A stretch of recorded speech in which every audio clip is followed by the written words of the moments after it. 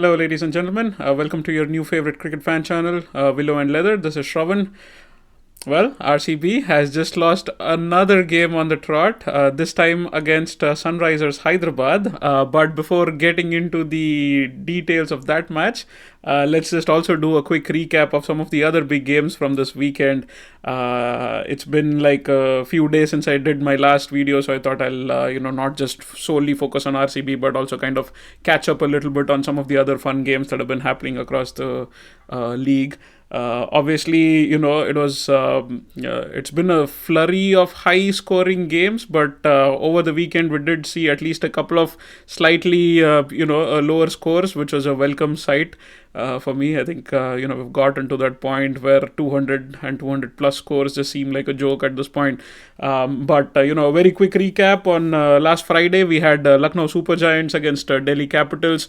Lucknow losing at home. Delhi Capitals, some excellent bowling from Kuldeep Yadav, breaking the backbone of that Lucknow batting lineup.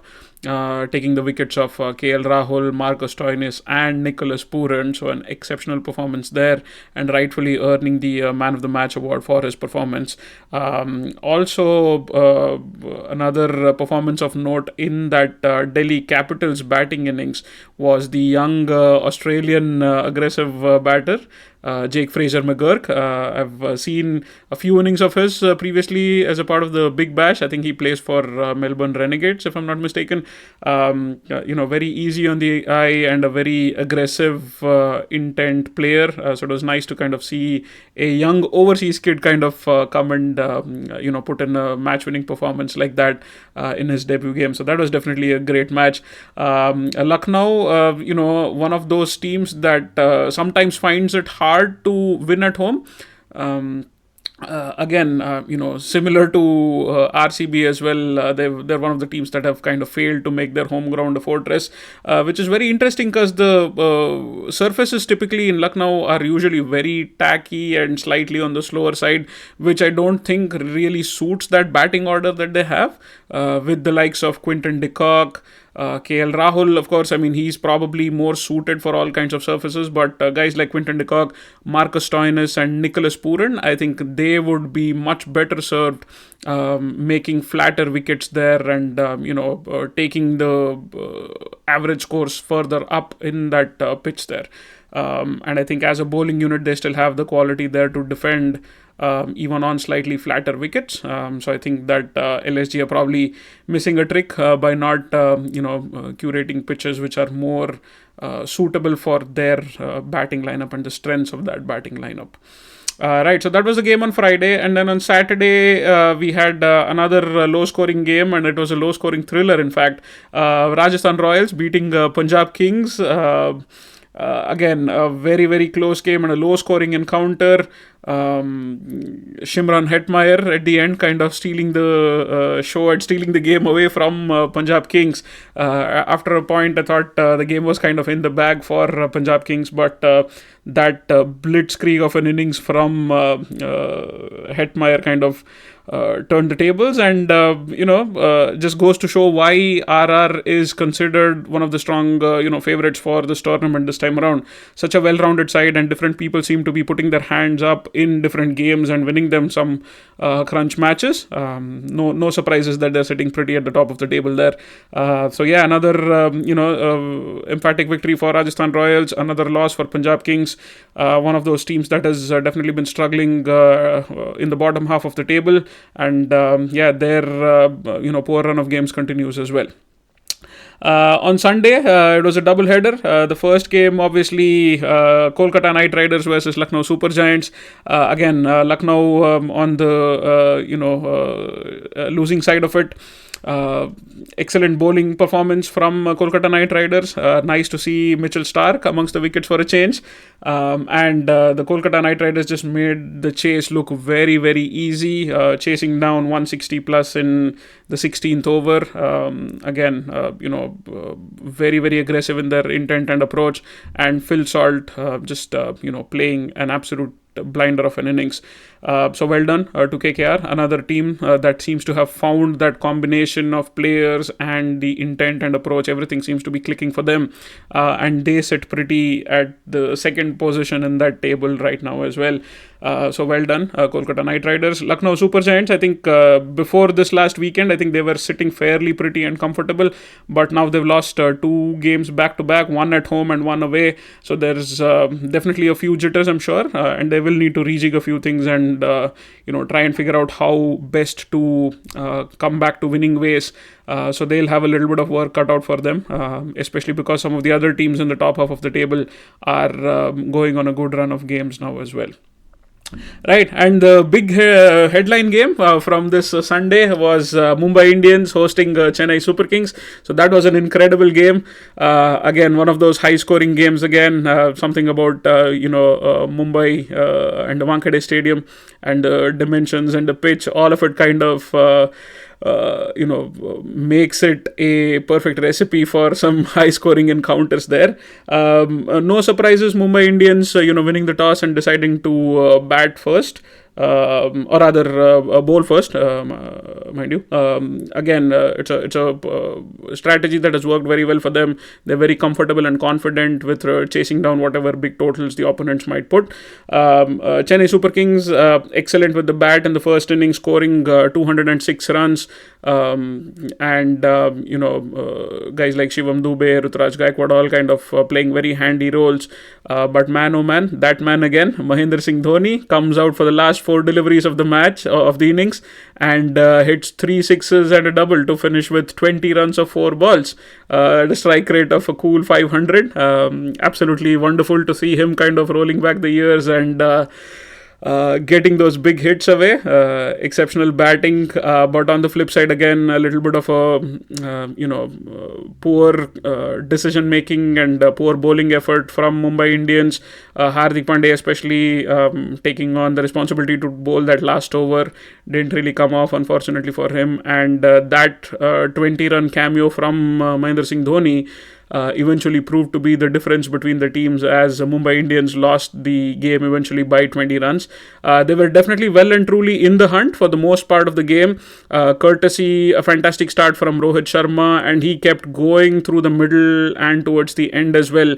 But I think after a certain point in the middle overs, when Pathirana was brought on, he was obviously the difference maker in the game, picking up 4 crucial wickets, all top order batsmen, aggressive hitters as well.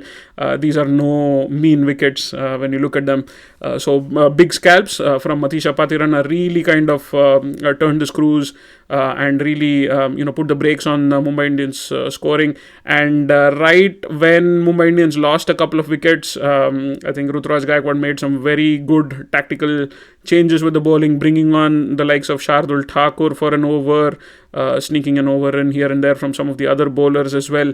So all in all, fantastic display from Chennai Super Kings. Not easy coming to Mumbai Indians and having to defend a score no matter how high it is. And we saw how strong Mumbai Indians can be while chasing at that ground in their previous encounter against RCB a few days ago as well. But Chennai definitely have a much more potent bowling attack, and oddly enough, didn't look like the dew played any sort of a part in this game. So I think that worked in Chennai Super Kings' favour as well. Didn't look like there was any moisture out there in the field. So the bowlers were definitely able to grip the ball better and use those variations much better. And Chennai Super Kings, I think that is a massive result for them as well, both in terms of picking up crucial wins away from home, because we all know how strong they are at home. But I think that's the one area where I think CSK will want to improve, is to kind of try and win at least a few games on the road. And this is a great result for them. No better place to get some away points than at the Wankhede. Arch rivals meeting and beating them at their own home is always a special feeling. So I'm sure Chennai Super Kings are absolutely ecstatic with that result. Mumbai Indians, unfortunately, I'm sure they won't be as happy with the result as well. Rohit Sharma obviously getting a century. It's been like years since we've seen that happen in the IPL. So I'm very happy for him and the performance that he put up. But again, Mumbai Indians not really capitalizing during those middle overs and towards the death, and kind of the chase kind of fizzled away towards the end after what was a pretty promising start for them, which kind of is a reflection of how their season has been as well. Obviously didn't start off on the greatest note, but then they seem to have found their mojo, winning 2 back-to-back games, feeling a lot more confident and bubbly, but then now again losing to Chennai Super Kings at home. I think that will kind of dent their confidence a little bit as well. So yeah, it is going to be an uphill battle for Mumbai Indians, but look, they have the personnel to do it. Decision making wise, strategy wise, I think they have a lot more to offer. I think Hardik Pandya himself will realize that his captaincy has not been the best so far in the season, and especially with all the other things around the captaincy change at Mumbai Indians, every single move that he makes and every single decision that he takes will be under high scrutiny. So there aren't too many opportunities for slip-ups at this point, unfortunately for him. But hey, if there is one team that loves riding the momentum wave and kind of making a comeback through the middle and the later stages of the league, that is Mumbai Indians. So just don't write this team off just as yet. As I always keep saying, funnier things have happened in the sport of cricket. So time will tell. But yeah, right now, Rajasthan Royals, Kolkata Knight Riders, Chennai Super Kings, all looking very pretty in the top 3 there. And that brings us to the game that happened earlier today. Depends on when this recording is updated. It might be a day later, I guess. But Sunrisers Hyderabad coming to Chinnaswamy Stadium and absolutely demolishing the bowling and putting up the highest ever score in the Indian Premier League. It just seems like it was a few days ago. In fact, it was just a few days ago when Sunrisers Hyderabad had broken the record for the highest score in the IPL, and they've just gone ahead and done it once more within a span of 2 weeks now.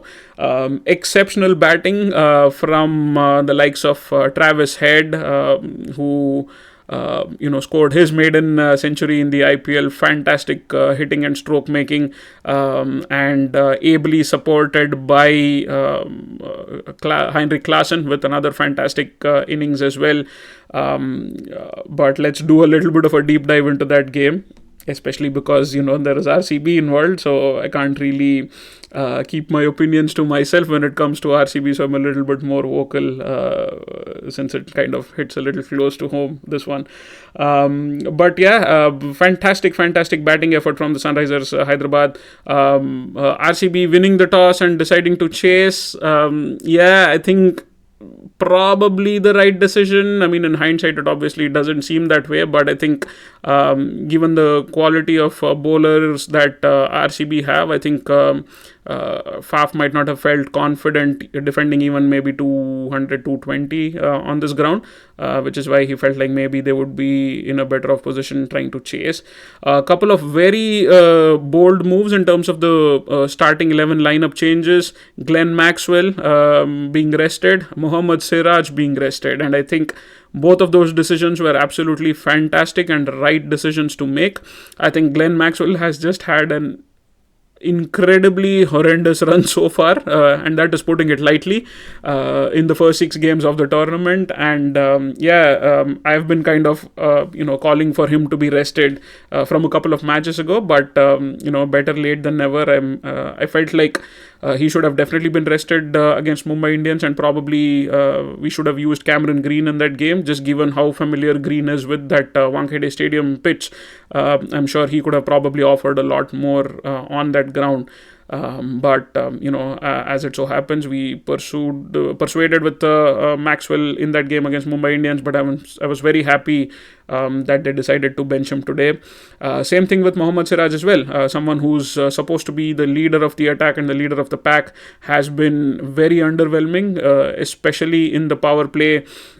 The bowling attack has lacked any sort of penetration or any sort of threat in terms of picking up wickets in that power play, and I'm sure we have like one of the worst economies, if not the worst economy in the power play, and probably the least number of wickets that any side has picked this season in the power play as well. So yeah, Siraj has been way off as well, not even close to his best at this point.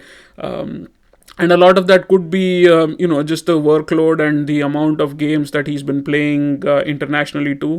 The poor guy hasn't really had a long break for a while now, I guess. But it's nice to see that RCB has finally at least felt comfortable enough to rest some of these big names. But it kind of tells you a sad state of where things lie at the moment for RCB, right? I mean, Maxwell and Siraj were two of the three players that RCB retained a couple of years ago in that mega auction alongside Virat Kohli. So having to drop two of your bankable players midway through the tournament is not a good sign. But the team has been forced to make those changes, and the replacements that came in unfortunately didn't do a whole lot for RCB either. Lockie Ferguson coming in today instead of Maxwell, so they decided to go with the extra overseas bowling option now. So we had Reece Topley and Lockie Ferguson in there, along with the likes of Yash Dayal and Vijay Kumar Vaishak as our four seam bowling options. And for the first time ever in the history of IPL, four bowlers have gone for 50 plus runs in the same innings. I think the previous highest was just two players going for 50 plus runs. But we have well and truly comprehensively broken that record with all four of these pacers going for more than 50 plus runs.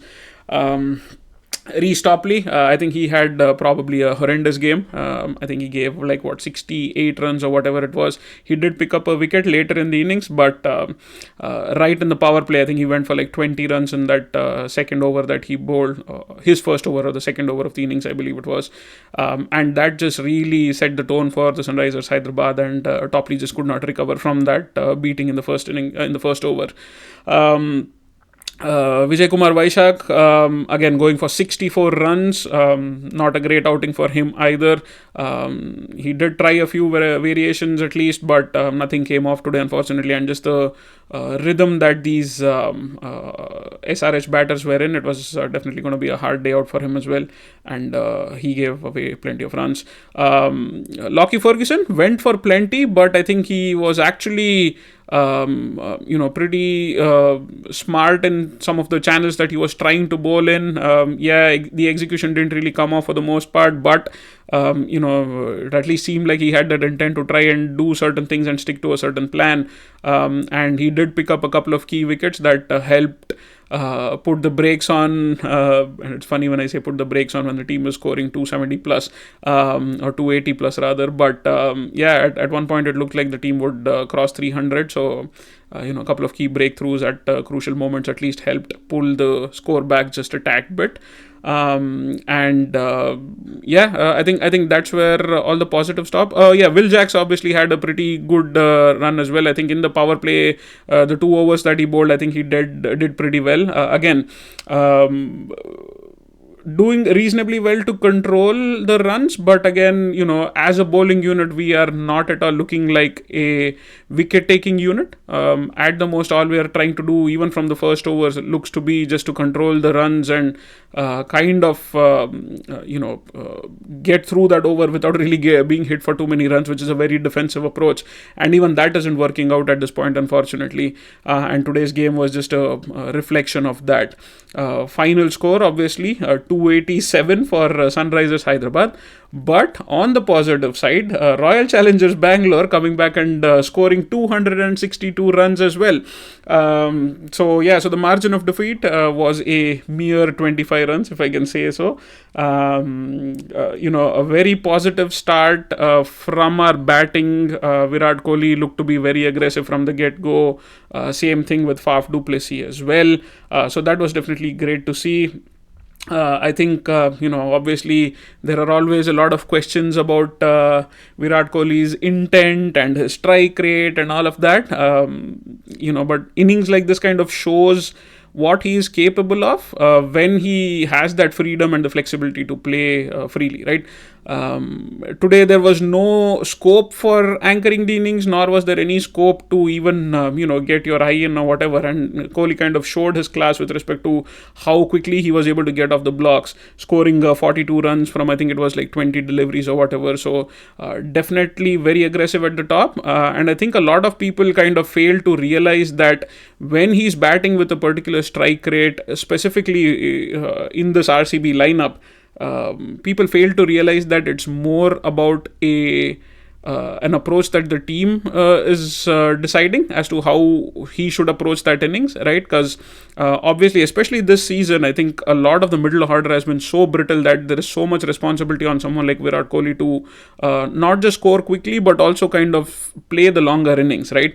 And even when he's played long, it's not like he's been slow. He's still been going well above or on par with the overall team's strike rate, right? That is something that people fail to see. Yes, at the end of the day, you can look at his scores in some of the previous innings and say, hey, he was just scoring at 150 or 160 strike rate, but that is still on par with the entire team's strike rate as well. So what people are failing to realize is that he needs enough support from the other batters around him to be able to come and score those quick fire 20, 30 runs at 200 or 250 strike rate for the team to be successful. Virat Kohli is doing his best with respect to what the situation demands, and for him to be able to bat through to the later part of the innings. But again, in a game like this today, very clearly shows that he definitely has the ability to accelerate right from the get-go as well, and he's definitely shown a lot more intent all through this season compared to some of the previous seasons as well. And yeah, so I just wanted to put that point in there, because no matter what Kohli does, there are always people who will criticize him for whatever the reason might be. It's funny because when someone like a Rohit Sharma is batting at a similar strike rate, not too many people point that out or ask questions, but when it comes to Kohli, there are always people who are skeptical about him. Anyway, that's probably a topic for another day. Talking about fan groups and fanboys of different franchises or different players, who just want to find or nitpick certain things of other players, other rival players, I guess. But anyway, that's a completely different topic. But Faf du Plessis, another fantastic innings, had an exceptional start, again showing great intent and good clean hitting ability as well, eventually succumbing to Pat Cummins. Virat Kohli, getting bowled once more to a googly from a leg spinner. It's not a sight that we are seeing for the first time. He has been dismissed in this fashion quite a few times in his career, trying to play across the line and completely missing the googly. But at least, in that short span that he was there, he was at least able to make a significant contribution. Again, Will Jacks coming at number 3, very, very unfortunate to be run out with just, the bowler getting his fingertips on the ball that was hit straight back by du Plessis. Absolutely rotten luck. I definitely do want to see more of Will Jacks in this tournament and, give him a good run of games to see what exactly he is capable of achieving. Definitely has the potential. I think he just needs a few chances and the team to back him to be able to make a contribution. Patidar falling early, Saurav Chauhan, LBW first ball, and I'll be very honest, I've seen him for 3 matches now, hasn't really shown what his potential is, again, which kind of makes me question some of the decision making when you have guys in form like Mahipal Nomror. Why would you rather not send him further up the order instead of persisting with someone like Saurav Chauhan? I have a suspicion that Saurav Chauhan might make way for another player in the coming games. I think he's had a run of 3 games now and hasn't really impressed in those outings. So yeah, I think there might be a change coming in that direction, and I think that will be the right move as well. But after that, Dinesh Karthik scoring 83 runs of 35 balls, and what a fantastic innings that was. Really exceptional, both with respect to his clean hitting and proper cricketing shots as well, but also the inventive side of it, unorthodox shots, switching and hitting pacers and spinners over backward point or third man for boundaries and sixes. And he just creamed one right out of the meat of that bat. And I think it was like the longest six so far in this season's sixes. I think it was at 108 meters, I believe it was. So exceptional hitting. Dinesh Karthik is just showing exceptional form and exceptional hitting ability. I'll be very honest, at the end of last season, I felt like his glory days were behind him. The way he was being dismissed all through last season, it just felt like he was a mere shadow of the year before that. And it just felt like age was finally catching up with him, and the lack of competitive cricket throughout the year was catching up with him. But man, hasn't he reinvented himself, and whatever he's done in this last off season, it's rewarding him nicely and rewarding the team nicely as well. Fantastic innings, and I think his innings was the main reason why we were even able to come close to that SRH total. Otherwise, I think we would have probably been bundled out around 180, 200 at that point. It's funny to even say that teams would get bundled out for a measly or a paltry 180 or 200. But that's the direction in which the game is going, apparently. Twice the 270 barrier was broken a couple of weeks ago, once by SRH and once by KKR, and now the 280 mark has been breached by SRH again. RCB hitting 260 plus today. Mumbai Indians, while chasing against Sunrisers Hyderabad in that high scoring game, made 240 plus as well. So it just feels like the bowling is being made a mockery of at this point. At what point does this stop? Only time will tell us. But I think with the impact player rule, the teams have this cushion of putting in an extra batter lower down the order. So even a number 7 or a number 8 coming into bat for your team is a fairly accomplished stroke maker and a hitter. So that adds a lot of firepower to any batting unit. And the fact that there is this extra batter available lower down the order really frees up the top order players to take a few extra chances as well. And when those chances come off, you see exactly the result of that. And the game today was a perfect example of that. I think Travis Head just kept going right from the get-go and just never looked to kind of steady himself or build a longer innings. None of that. He just kept going hell for leather every single delivery, and it paid off today. Same thing with Heinrich Klaasen as well. Again, all credit to Sunrisers Hyderabad. Exceptional batting display, and I think the firepower that they have in that batting order, especially the two main guys there, Head and Klaasen, are making their form count. These are two players that have been in exceptional form for the last couple of years in different T20 tournaments, but playing for the countries as well. So they are definitely the team or the players, the main players of that team are absolutely in song. And that's a great sight for Sunrisers Hyderabad. The road ahead for RCB, doesn't look promising. We're just halfway through the season now. I probably called it at least a couple of games earlier itself that the season was probably done for RCB. There was no way that they would even try and fight for those top 4 spots, and it's just proving to be true. There are just so many gaps in that bowling attack. I think right now we're just filling it with warm bodies at this point. It feels like anyone who's coming into that bowling attack seems to be getting hammered left, right and center. There is no skill when it comes to wicket taking, especially in the power play. There is absolutely no skill on display with respect to death bowling. And obviously, when you do not pick up wickets in the power play, it's always going to be an uphill battle as a bowling unit. But I think time and again, this bowling unit has showed that, there is, no wicket taking ability at the top, which at the beginning of the season, in fact, I thought that might be the only strong area for this team. Given the form that Siraj was in during last year's campaign, if he had carried forward maybe even 50-60% of that form, I think RCB would have been in a much better position.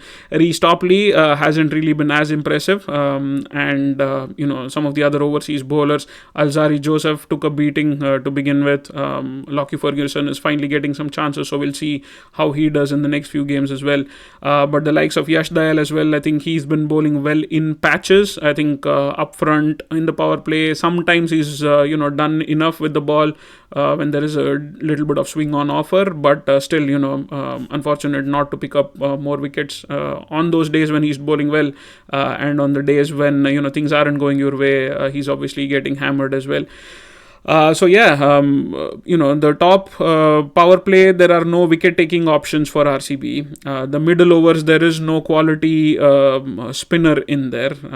We are having to rely on part-timers. Maxwell previously, now Will Jacks.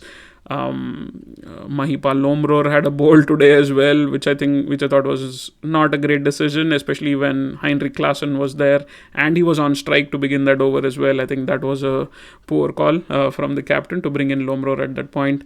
But anyway, so you have part-time spinners like this having to fill in a quota of overs. Leg spinners, genuine leg spinners, they tried Karan Sharma for one game, for whatever reason lost faith in him, and then brought in Himanshu Sharma for another game when they were playing away. At the Chinnaswamy, they're not even entertaining the thought of bowling a genuine leg spinner. Middle overs are obviously a challenge. And then at the death, none of these bowlers have any varieties or variations, barring Vijay Kumar Vaishak, who's done reasonably well in a couple of games, but then has gone for runs in the other games as well. It's a lot to ask from someone like a Vijay Kumar Vaishak, who's just a couple of years old in the IPL, to really, be the center stone for this bowling attack, right? He can do a lot better when he has more quality bowlers or quality leadership in that bowling around him, which is clearly lacking at this point. No skills in the death overs. I could barely see any Yorkers in the game today. I just cannot understand how you are, playing at that kind of a competitive level and you don't have a good Yorker, you don't have a good slower one. It really baffles me. Like even someone like a Mohammad Siraj, he's exceptional when the ball is swinging around in the power play when he's on song. But post that, he's never been someone who's been effective at the death, because clearly he doesn't have a lethal Yorker. He doesn't have enough varieties with his slower pace or off-pace deliveries. His bouncers are usually not very well directed as well, and even if they are, it's usually on-pace bouncers. There is no variety with a slower bouncer option that he uses regularly as well. And it's not just Mohammad Siraj. I'm just calling out Mohammad Siraj because he's supposed to be the leader of this bowling attack. But everyone else in that bowling unit as well. Reece Topley, I haven't seen him bowl a decent Yorker all season. I haven't seen him bowl a decent slower one all season. Same thing with Vijay Kumar Vaishak, no Yorkers.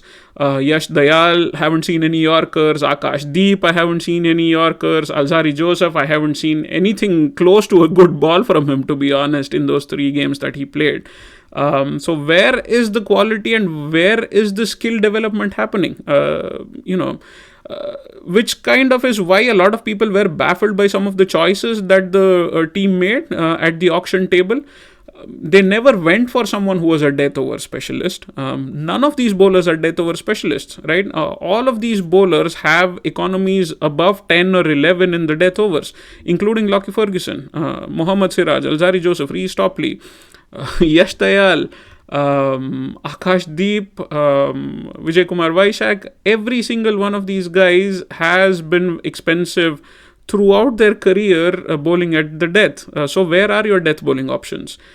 But then again, we are not even losing the games all the way, in the death overs. We are losing the games right up front in the power play. How many games has it been now out of the 7 where we've conceded 60, 70, 80 plus runs in the power play. It is an absolute joke. There is literally no skill there in terms of bowling varieties and options.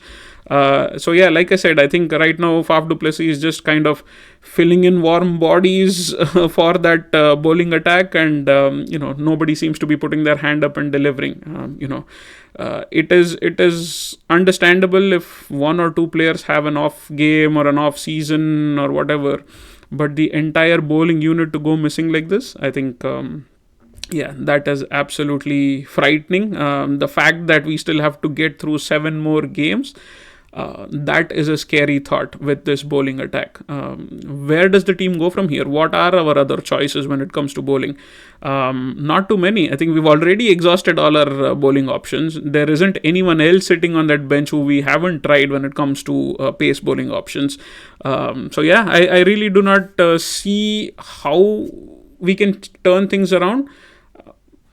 Someone in that unit just needs to put their hand up and just have a good day for a change and pick up some wickets. I don't mind the economies. I don't mind bowlers going for 10s, 11s, even 12 runs and over if they're able to make an impact and pick up a wicket or two. But the lack of penetration is what is hurting this team. Chinnaswamy, anyone is bound to go for runs. And we saw that with the Sunrisers Hyderabad bowling today as well. It's not a poor bowling attack by any stretch of imagination, right? When you have the likes of Bhuvneshwar Kumar, Natarajan, Pat Cummins, all these guys in that bowling attack, it's a pretty decent bowling attack. But the fact that they have gone for 240 and 260 runs in a couple of matches as well just shows you how the scales have tilted in the batsman's favor, which is exactly why I keep going back to the fact that at the auction table, it was more important for us to bolster our bowling unit than going after the likes of a Cameron Green to strengthen our batting. Because if 5 or 6 batters, world-class batters, aren't going to get you the runs, the addition of one other player might not necessarily make a difference. And given how some of these pitches are, you would expect your 5 or 6 batters to be able to do the job for you on most days.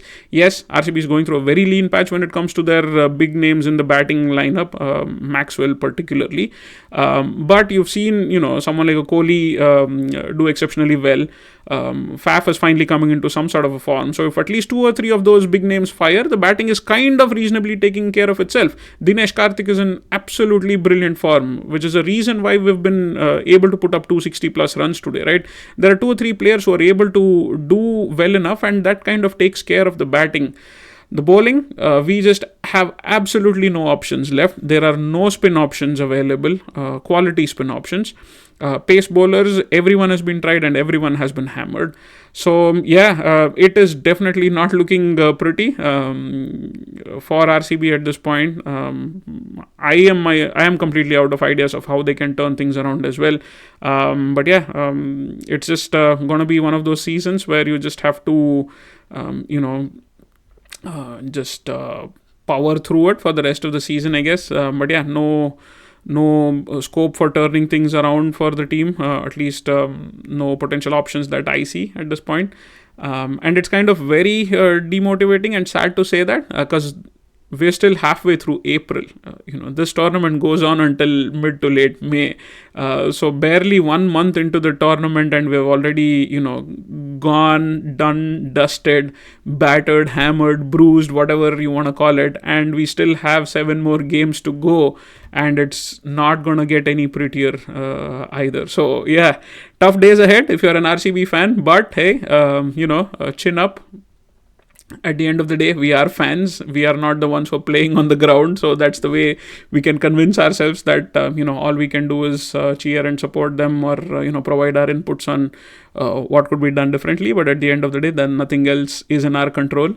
So we just, all we can do is just sit back, enjoy the sport, at least enjoy the game, enjoy the other matches as a neutral. And hopefully it's an exciting tournament for the rest of the teams, because clearly it's not one for RCB fans at this point. hopefully things can turn around, and again, not like a massive momentum swing, but at least, a win here or there, or a couple of key bowling performances coming through. I think that would be excellent for the team. Lockie Ferguson at least showed traces of it today, although he went for runs as well. He picked up a couple of crucial wickets. So someone like that providing a couple of key breakthroughs, at least in 1 or 2 games, just to upset some other teams, I think that will be a great bonus, and then we can see how to build from there. But yeah, right now, absolutely no answers, only questions. But we'll take it one game at a time. Thank you once again for tuning in. This is Willow and Leather, and please do like and share this video with your friends and family, RCB fans or not. There's a lot of cricket and IPL related content that we'll cover in the coming weeks as well. Post that, we have the T20 World Cup coming up too, so we'll definitely cover a lot of the fun stuff there as well. But yes, thank you so much for all your support so far. Please do keep supporting this channel, and hopefully we can continue growing it. Thank you once again. I'll catch you in the next one. Cheers.